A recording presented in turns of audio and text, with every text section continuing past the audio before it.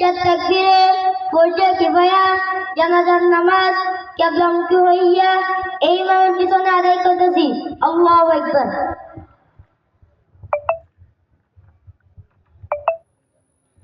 এখন জানাজার নামাজ শুরু হইতেছে।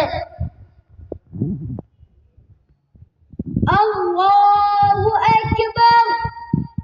সুবহানাকা আল্লাহুম্মা ওয়া বিহামদিকা ওয়া তাবারাকা ইসমুকা ওয়া তাআলা জাদ্দুকা ওয়া জাল্লা সানাউকা ওয়া লা ইলাহা গায়রুক।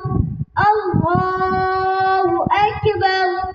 اللهم صل على محمد وعلى آل محمد كما صليت على إبراهيم وعلى آل إبراهيم إنك حميد مجيد.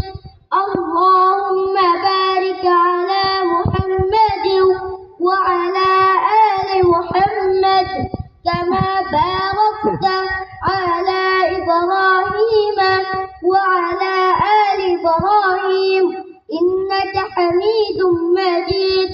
الله أكبر.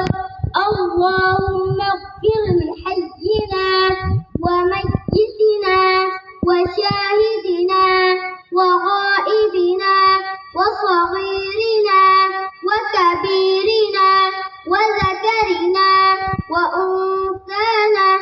اللهم من أحييته منا فأحيه على الإسلام ومن توفيته منا فتوفه على الإيمان.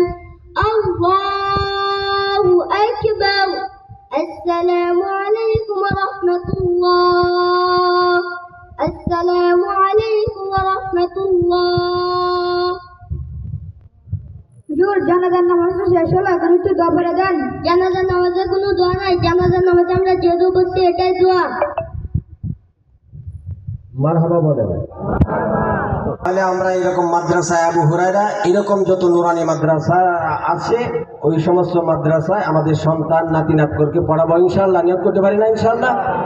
এবং যে ছেলেগুলি জানাজা পড়ালো এবং মাদ্রাসা আবু হুরায়রা সকল ছাত্র যারা আছে এবং যত নুরানি মাদ্রাসার ছাত্র আছে সকলকে আল্লাহ তাআলা আলেম এবং হক হিসাবে কবুল করুন। সকল বলে আমিন। ওই মাদ্রাসার ছাত্রদের পিছনে যারা মেহনত করছে, আমার এই যে ভাই ছোট ভাই কারি মাওলানা মোহাম্মদ ইয়াসিন অত্যন্ত মেহনত করে, আরেকটি ছেলে হাফেজ মাওলানা মোহাম্মদ আবু হানিফা অত্যন্ত আন্তরিকতার সাথে ছেলেদের পিছনে মেহনত করে। দোয়া করবেন আল্লাহ তাআলা যেন উত্তরোত্তর এগুলিকে কি করেন আরো উন্নতির দিকে নিয়ে যাওয়ার তৌফিক দান করেন। এখন হযরত যেহেতু আসছেন, আমাদের এই মাদ্রাসার ফসল 4টা ছেলে হাফেজে কোরআন হয়েছে, তাদের মাথায় হযরতের বরকতের হাতে বিস্তার দিবেন। এরপরে হযরত আলোচনা